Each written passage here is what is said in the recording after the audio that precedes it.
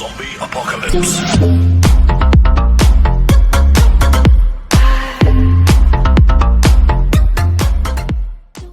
Hello everyone, तो मैं हूं पंकज कुमार और आप देख रहे हैं आपका अपना यूट्यूब चैनल हेलो बच्चों। तो चलिए आज हम लोग स्टार्ट करते हैं एक्सरसाइज 2.1 यानी एनसीईआरटी क्लास 9 का, ठीक है, मैथ्स का। तो यहाँ पॉलिनोमियल चैप्टर हमने कल पिछले वीडियो में इंट्रोडक्शन दिया था, तो आज उसका मैं ये पूरा क्वेश्चन पहले उतार के रखा एक्सरसाइज 2.1 का। तो पहला क्वेश्चन पे हम लोग आते हैं, आपका ज़्यादा समय ना लेते हुए। पहला क्वेश्चन क्या है कि which of the following expressions are polynomials in one variable and which are not. इसमें जो है एक्सप्रेशन मैंने लिख रखा है, 5 एक्सप्रेशन यहाँ पे, 1 2 3 4 5। इसमें से पूछा गया कि कौन सा पॉलिनोमियल जो है वो पॉलिनोमियल है और कौन सा जो है वो नहीं है, ठीक है। State reasons for your answer, और ये भी रीजन बताता है, बनाना है कि अगर पॉलिनोमियल नहीं है तो क्यों नहीं है। तो हमने वेरिएबल पढ़ाया था। तो पहला क्वेश्चन जो हमारा है 4x² - 3x + 7, ये पॉलिनोमियल है या नहीं। तो जी हाँ, बिल्कुल ये पॉलिनोमियल है। और कितने वेरिएबल का है, तो x और तो कोई दूसरा है नहीं वेरिएबल, तो इसलिए ये पॉलिनोमियल इन वन वेरिएबल, ठीक है। ये पहला वाला मेरे पास कौन सा आ गया, सिंपली इसमें अगर आप चाहे तो ऐसे लिख सकते हैं कि yes it is a polynomial in one variable, ठीक है। ये जो हमारे पास है वो कितने वेरिएबल का पॉलिनोमियल आया, ये जो पहले इक्वेशन था 4x² - 3x + 7 जो है ये पॉलिनोमियल है कितने वेरिएबल का, वन वेरिएबल का। अब आते हैं हम लोग दूसरा क्वेश्चन पे। दूसरा क्वेश्चन मेरे पास है y² + √2। तो y² + √2 भी ये एक पॉलिनोमियल है या नहीं है। तो y² पावर कितना है, 2 है, तो कुछ तो दिक्कत नहीं है। और ये रूट के अंदर क्या है, कांस्टेंट नंबर है, तो इसीलिए कोई दिक्कत नहीं है, ये भी मेरा पॉलिनोमियल है। तो yes it is a polynomial in one variable, okay. अब हम लोग आते हैं क्वेश्चन नंबर 3 पे। यानी तो इसमें क्या है, 3√t + t√2।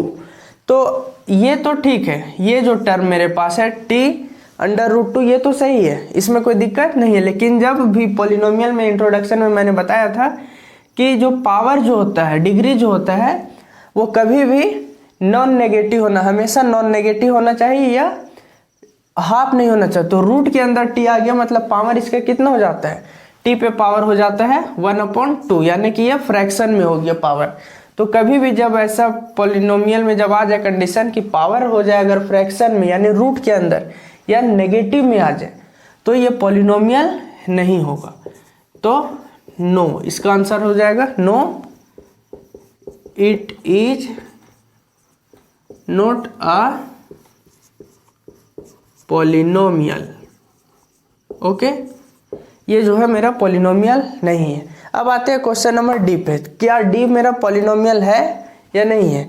तो देखने से तो सिंपली लग रहा है कि पॉलिनोमियल है, लेकिन ये पॉलिनोमियल नहीं है। कैसे नहीं है, सो मैं बताता हूँ। y तो ठीक है, इसके पावर 1 है, लेकिन कभी भी जब ये डिनोमिनेटर में अगर कोई वेरिएबल आ जाता है तो उसके पास पावर कितना हो जाता है, -1। पावर क्या हो जाता है, -1।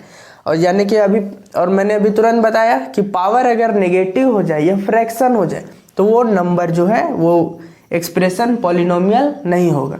तो इसीलिए ये हमारा जो है 4 नंबर y + 2y जो है पॉलिनोमियल नहीं होगा। क्यों नहीं होगा, क्योंकि इसका ये जो है क्या बोलते हैं, इसका जो डिग्री जो -1 जो आ गया वो नेगेटिव हो गया, ठीक है।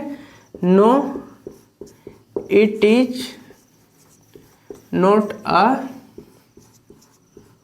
पॉलिनोमियल। अब हम लोग आते हैं ये लास्ट हमारा ई नंबर कि ये पॉलिनोमियल है या नहीं है। अगर है तो कितने डिग्री का, कितने वेरिएबल का है। ये तो मेरा 1 वेरिएबल, ये दोनों पॉलिनोमियल नहीं था। अब इसको देखते, तो इसमें क्या, x पे पावर 10, y पे पावर 3, t पे पावर 50। तो सबसे पहले ये पॉलिनोमियल है या नहीं है, तो पॉलिनोमियल है, यानी कि इसमें ना तो नेगेटिव कहीं आया ना ही फ्रैक्शन। नेगेटिव या फ्रैक्शन आता वेरिएबल के पावर में तो नहीं होता, लेकिन दोनों में से कुछ नहीं आया। अब मेरे पास क्या है यहाँ पे देखना कि इधर हम देख रहे थे कि एक ही टर्म था, y था या x था, इसमें x भी है, y भी है, t भी है, यानी 3 अलग अलग वेरिएबल है। तो इसका मतलब ये हुआ कि ये पॉलिनोमियल है, लेकिन कितने वेरिएबल का? तो 3 वेरिएबल का। तो yes, it is a polynomial इन 3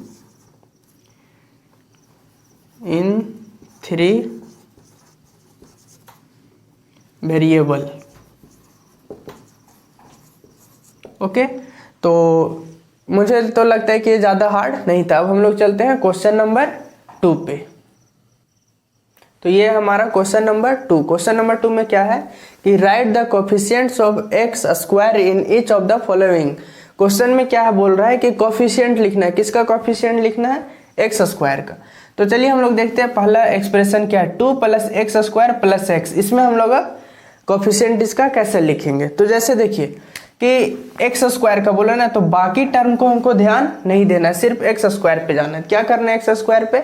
जैसे देखिए यहाँ पे है एक्स स्क्वायर, कहीं पे मान लीजिए 2x स्क्वायर लिखा रहे, तो इसका मतलब हो जाता है कि 2 × एक्स स्क्वायर, ठीक है। और कोफिशिएंट का मतलब हो जाता है कि उस नंबर पे मल्टीप्लाइड होना, यानी एक्स स्क्वायर के साथ जो चीज़ भी मल्टीप्लाइड है वो उसका कोफिशिएंट हो जाता है, ठीक है। तो कोफिशिएंट चलिए हम लोग लिखते हैं किसका, यहाँ पे एक्स स्क्वायर का कोफिशिएंट लिखना है, यानी कि 2 + एक्स स्क्वायर + एक्स है। तो यहाँ पे एक्स स्क्वायर के साथ क्या दिख रहा है आपको? कुछ नहीं। कुछ नहीं मतलब यहाँ पे कुछ है, वो क्या चीज़ है? 1 × एक्स स्क्वायर, ठीक है। तो पहला क्वेश्चन में 2 + एक्स स्क्वायर + एक्स जहाँ पे है, तो 1 × एक्स स्क्वायर, यानी कि कोफिशिएंट इसमें जो हो जाएगा मेरा, कोफिशिएंट ऑफ एक्स स्क्वायर, इस पार्टिकुलर क्वेश्चन के लिए जो मेरा कोफिशिएंट हो जाएगा वो कितना हो जाएगा? 1 हो जाएगा, ठीक है। कितना होगा? 1 होगा। अब आते हैं हम लोग क्वेश्चन नंबर 2 पे। क्वेश्चन नंबर 2 में हमारा क्या है कि 2 - एक्स स्क्वायर + एक्स क्यूब। यहाँ पे एक्स क्यूब है, एक्स स्क्वायर है एक, तो ये कांस्टेंट टर्म है, तो मुझे एक्स क्यूब वाले को फिर नहीं देखना है, सिर्फ एक्स स्क्वायर। तो एक्स स्क्वायर में फिर हम लोग देखते हैं क्या है, 1 × एक्स स्क्वायर, ठीक है। लेकिन यहाँ पे प्लस था तो आगे प्लस हो गया, यहाँ पे आगे माइनस है तो यहाँ भी माइनस हो जाएगा, यानी कि -1 × एक्स स्क्वायर। तो इसमें मेरा कोफिशिएंट क्या निकल जाएगा? कोफिशिएंट जो है इसमें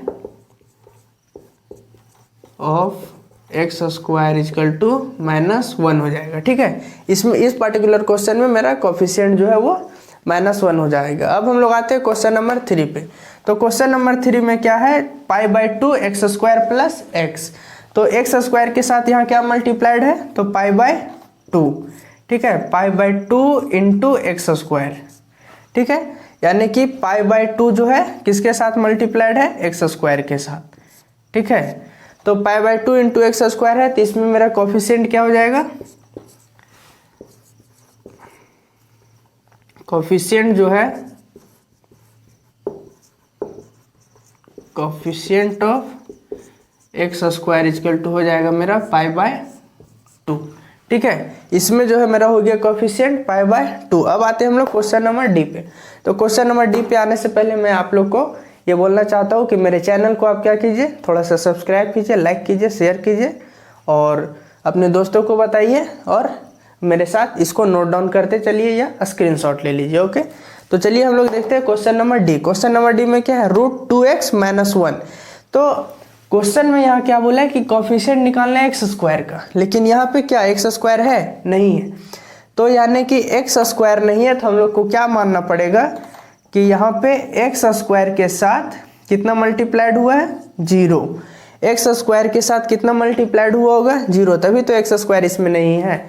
तो यानी कि यहाँ पे ऐसे तो बोल दे तो कोफिशिएंट कुछ नहीं होगा। या तो अगर आंसर के लिए आप लिखना चाहते हैं, एग्जाम में आएगा तो ऐसे थोड़ी ना छोड़ देंगे, इसका कुछ नहीं होगा तो कुछ नहीं लिखेंगे, नहीं लिखना है।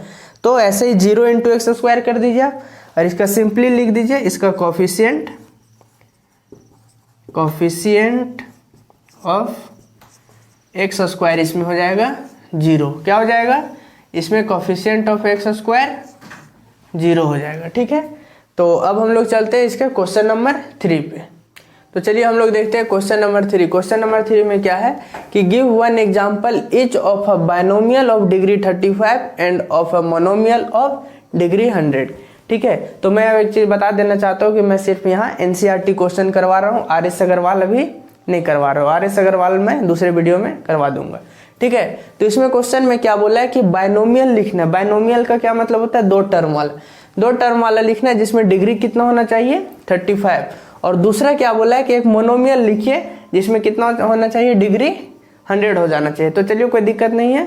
तो हम लोग क्या करते हैं, इसका पहले 35 डिग्री वाला लिख लेते हैं। तो पहला हम लोग लिख देते हैं, मान लीजिए आप कुछ भी लिख सकते हैं, मान लीजिए 2x लिख दिए, ठीक है 2x, लेकिन डिग्री कितना चाहिए 35।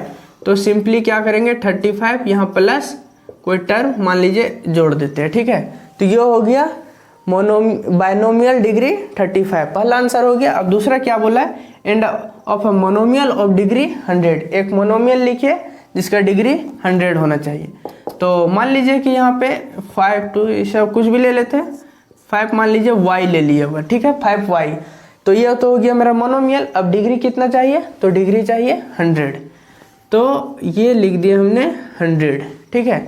तो हो गया 2, एक था give one example each of a binomial of degree 35, तो 35 वाला हो गया, और end of a monomial of degree 100, तो ये 100 वाला हो गया, ठीक है। इसमें सबका आंसर वेरी कर सकता है, क्यों, जिसका जो मन करेगा वो टर्म उठा के इस पैटर्न पे लिख सकता है। आप भी चाहे तो ये लिखिए या दूसरा लिखिए, उसमें कोई दिक्कत नहीं है।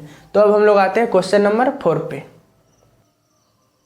तो ये हमारा क्वेश्चन नंबर 4। क्वेश्चन नंबर 4 में क्या बोल रहा है कि find out the degree of each of the following polynomials. तो डिग्री हमने पढ़ा था इंट्रोडक्शन में, तो इंट्रोडक्शन वीडियो अगर आप नहीं देखे हैं तो आप देख लीजिएगा। तो उसमें क्या बोला है कि इसमें क्वेश्चन में है कि डिग्री फाइंड करना है, ठीक है, वो बुखार वाला डिग्री नहीं, क्वेश्चन वाला डिग्री पावर वाला, ठीक है। तो चलिए हम लोग इसका डिग्री फाइंड करते हैं। तो क्या है इसमें कि पहला बोला है कि 5x³ + 4x² + 7x है, ये एक एक्सप्रेशन में मेरा दिया हुआ है। तो डिग्री किसी को भी फाइंड करने के लिए क्या होता है कि जो हाईएस्ट पावर होता है वेरिएबल का, ठीक है, वही हमारा क्या होता है, डिग्री होता है। तो इसमें क्या है, इसमें हमको सिर्फ कुछ करना नहीं है, सिर्फ आंसर लिखना है। तो सिंपली ऐसे हम लोग लिख सकते हैं कि the highest power of the variable is 3। इसमें सबसे हाईएस्ट पावर आपको इस एक्सप्रेशन में क्या दिख रहा था, 3 ना, 5x पे पावर क्यूब है, 4x पे पावर स्क्वायर और 7x पे पावर 1 है। तो यानी कि हाईएस्ट पावर जो है वो 3 है। तो highest power of the variable is 3, hence the degree of the polynomial is कितना आ जाएगा, जब डिग्री मेरे पास वेरिएबल का जो हाईएस्ट पावर जो था वो 3 था, तो degree of the polynomial is 3 हो जाएगा, ठीक है। अब हम लोग, ये हो गया हमारा क्वेश्चन नंबर ए। अब आते हैं हम लोग क्वेश्चन नंबर बी पे। तो इसमें क्या देखते हैं कि हाईएस्ट पावर इसमें कितना, एक तो यहाँ पे 4 - y² है, तो कांस्टेंट टर्म में तो कुछ पावर होता नहीं है, तो कांस्टेंट खत्म हो गया, बचा ये टर्म वेरिएबल। तो वेरिएबल में पावर हाईएस्ट कितना है, 2 है। तो हर बार ये लिखना जरूरी नहीं है, बस सिंपली हम लोग ऐसे लिख सकते हैं कि हाईएस्ट पावर जो है इस एक्सप्रेशन का इज 2। हाईएस्ट पावर कितना है, 2 है। तो यानी कि the degree of the polynomial is कितना हो जाएगा, 2। क्यों, क्योंकि हाईएस्ट पावर जब इसका 2 है तो डिग्री भी इसका कितना हो जाएगा, 2 होता है। अब आते हैं हम लोग क्वेश्चन नंबर सी पे। कुछ तो समझाने लायक वैसा है नहीं, मैं इसलिए जल्दी जल्दी करवा रहा हूँ, ठीक है, तो ताकि आप वीडियो ज़्यादा लंबा ना हो जाए और मैं कम समय में आपको पूरा कंसेप्ट समझा दूँ। अब तीसरा आता है मेरे पास 5t - √7। तो √7 से तो कोई मतलब है नहीं, ये तो कांस्टेंट है। तो इसमें हाईएस्ट पावर कितना दिख रहा है, t पे अगर कुछ पावर नहीं होता है तो 1 है, क्या है 1। तो इसमें हाईएस्ट पावर इज कितना है 1।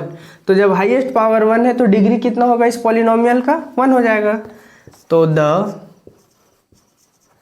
डिग्री ऑफ द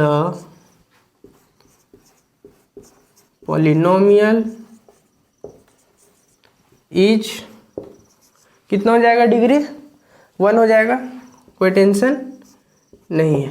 ठीक, अब हम लोग आते हैं क्वेश्चन नंबर डी पे, यानी कि इसमें तो आई वेरिएबल तो कुछ यहाँ ये नहीं है, क्या है, सिर्फ 3 लिखा हुआ। अब कैसे क्या होगा, तो ऐसा क्वेश्चन जिसमें वेरिएबल ना लिखा रहे, तो जब वेरिएबल नहीं लिखा रहे मतलब कितना हाईएस्ट पावर इसका जो हो जाएगा वो कितना हो जाएगा 0, क्योंकि जब वेरिएबल का जब हाईएस्ट पावर 0 होगा तभी ना कुछ नहीं होगा। तो यानी कि हाईएस्ट पावर जो है इसमें वेरिएबल का 0 हो गया। तो हम लोग इसमें लिख सकते हैं कि हाईएस्ट पावर इज 0। क्या है, हाईएस्ट पावर जो है 0 है। तो जब हाईएस्ट पावर 0 हो गया तो डिग्री इसमें कितना हो जाएगा, तो वही 0 डिग्री कि the degree of the polynomial is 0।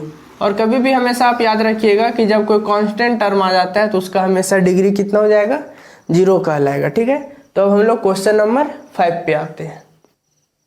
तो चलिए हम लोग देखते हैं क्वेश्चन नंबर 5। क्वेश्चन नंबर 5 भी बहुत ईजी है, एकदम टेंशन नहीं लेना है, एकदम 1 मिनट में सॉल्यूशन तुरंत निकलेगा। क्या है कि classify the following as linear, quadratic and cubic polynomials. यहाँ कुछ एक्सप्रेशन दिए हुए 1 2 3 4 5 6 7 एक्सप्रेशन मैंने लिख रखा है बोर्ड पे। तो उसका आपको क्या करना है, सिंपली कुछ नहीं करना है, बस ये देखना है कि कौन से कौन पॉलिनोमियल के अंदर आता है, कौन लीनियर है, कौन क्यूबिक है, कौन क्वाड्रेटिक है। ये 3 ही तरह का पॉलिनोमियल इसमें छांटना है आपको। तो हम लोग सिंपली क्या जानते हैं कि डिग्री जितना होता है, ठीक है, उसी अनुसार से हम लोग उसका पॉलिनोमियल, जैसे डिग्री अगर 2 रहेगा क्वाड्रेटिक, डिग्री 1 रहेगा तो लीनियर, डिग्री 3 रहेगा तो क्यूबिक कर देना, और कोई काम नहीं। तो सिंपली हम लोग 1 बाय 1 नाम लिखेंगे देख देख के, और कुछ नहीं करना है। पहला क्या, x² प्लस x, तो ये कितना है, डिग्री इसमें कितना दिख रहा है, इसमें देखिए 2 डिग्री है, इसमें 1 डिग्री है, यानी कि हाईएस्ट डिग्री को ही हम लोग मानते हैं। तो क्या हुआ, एक्सेप्ट वही होता है जो हाईएस्ट डिग्री होता है। तो x पे यहाँ 2 डिग्री है, तो पहला मेरा कौन सा पॉलिनोमियल हो गया, क्वाड्रेटिक पॉलिनोमियल। तो यहाँ क्या लिख देंगे, क्वाड्रेटिक पॉलिनोमियल भी लिख सकते हैं, क्वाड्रेटिक पॉलिनोमियल। ये हो गया मेरा 1 नंबर। अब आते हैं हम लोग बी नंबर पे। बी में क्या, x माइनस एक्स क्यूब। इसमें अब क्या देख रहे हैं कि 2 इसमें भी डिग्री है, एक पे है 1 एक पे है 3, तो हाईएस्ट डिग्री की एक्सेप्टेबल है। तो हाईएस्ट डिग्री किस में है, 3 पे है। तो यानी ये कौन सा पॉलिनोमियल हो गया, बोलिए मेरे से पहले आप कमेंट में बता दीजिए। क्या है कि ये एक्स क्यूब है, यानी कि 3। तो ये इसमें कौन हो गया, ये क्यूबिक पॉलिनोमियल हो गया। क्या हुआ, क्यूबिक पॉलिनोमियल। ठीक है, अब हम लोग आते हैं क्वेश्चन नंबर 3 पे। तो क्वेश्चन नंबर 3 में देखिए क्या है कि y है, y² है और 4 है। तो इसमें डिग्री 1, इसमें डिग्री 2, इसमें डिग्री 0 है। ठीक है, तो यानी कि हाईएस्ट डिग्री जो इसमें हो गया क्वेश्चन सी में वो 2 है, यानी एक्सेप्टेबल जो हमारा हाईएस्ट डिग्री 2 है। तो ये कौन सा हो जाएगा, क्वाड्रेटिक होगा ना, क्योंकि 2 डिग्री वाला क्वाड्रेटिक होता है। तो ये क्वाड्रेटिक पॉलिनोमियल। ओके, अब हम लोग आते हैं क्वेश्चन नंबर डी पे। तो क्वेश्चन नंबर डी में क्या है, 1 प्लस एक्स। 1 प्लस एक्स में क्या है, इसमें डिग्री 0, इसमें डिग्री 1। तो जब ऐसा क्वेश्चन आ जाए तो सिंपली क्या समझना है कि 1 डिग्री वाला क्या होता है, लीनियर हो जाता है। लीनियर पॉलिनोमियल जो होता है वो इसमें डिग्री 1 होता है, क्योंकि इसमें हाईएस्ट जो पावर है कितना है, 1 है। तो ये एक्सेप्ट यही होगा 1 डिग्री वाला। तो ये हो गया हमारा लीनियर पॉलिनोमियल। क्या हुआ, लीनियर पॉलिनोमियल। ओके, अब हम लोग आते हैं क्वेश्चन नंबर ई पे। ये तो आई, तो एकदम छोटा है 3t। तो 3t मतलब क्या हो रहा है, 3 है डिग्री, नहीं 3 तो ये हमारा कांस्टेंट टर्म है। डिग्री कितना है इसमें, t पे पावर 1, कितना t पे पावर 1 है, यानी हाईएस्ट पावर जो है 1 है। तो सिंगल डिग्री हो गया इसमें, तो ये हमारा जो हो जाएगा लीनियर हो जाएगा। क्या हो जाएगा? लीनियर हो जाएगा। तो ये हो गया लीनियर पॉलिनोमियल। ठीक है, अब हम लोग आते हैं क्वेश्चन नंबर एफ पे। क्वेश्चन नंबर एफ में क्या हमारा आर स्क्वायर है, ये तो और छोटा है। तो अब इसमें आर स्क्वायर है तो डिग्री कितना है? साफ साफ दिख रहा है कि डिग्री 2 है, यानी हाईएस्ट पावर जो है वो कितना है? 2 है। तो ये कौन सा हो जाएगा? बताइए बताइए। ये हो जाएगा हमारा क्वाड्रेटिक पॉलिनोमियल। जी हाँ, कौन सा हो जाएगा हमारा? Quadratic polynomial. Quadratic polynomial. Okay, अब हम लोग आते हैं क्वेश्चन नंबर लास्ट 7x3। तो लास्ट बताने से थोड़ा सा पहले मैं ये बोलना चाहता हूँ कि आप मेरे इसको साथ साथ उतारते जाइए या स्क्रीनशॉट ले लीजिए और वीडियो को ज़्यादा से ज़्यादा शेयर कीजिए। कोई प्रॉब्लम होता है तो कमेंट करके पूछिए, अपने दोस्तों को शेयर कीजिए ये वीडियो, ताकि ज़्यादा से ज़्यादा लाइक मिले, सब्सक्राइब हो जाए, ताकि मैं आपके लिए ज़्यादा से ज़्यादा वीडियो बना सकूँ। ओके, तो हम लोग देखते हैं क्वेश्चन नंबर ये क्या है 7 में। 7x3 है, इसमें क्या है? एक्सप्रेशन दिया हुआ 7x3। तो यानी 7x3 में क्या है? डिग्री कितना हो गया? 3 डिग्री हो गया ना, हाईएस्ट पावर इसमें 3 है, तो ये 3 डिग्री वाला। तो कौन सा पॉलिनोमियल हो जाएगा ये? तो ये हो जाएगा लीनियर तो 1 होता है, क्वाड्रेटिक में 2 होता है, क्यूबिक में 3 होता है। तो यहाँ पे डिग्री कितना है? 3। तो ये सिंपली क्या हो जाएगा? Cubic polynomial.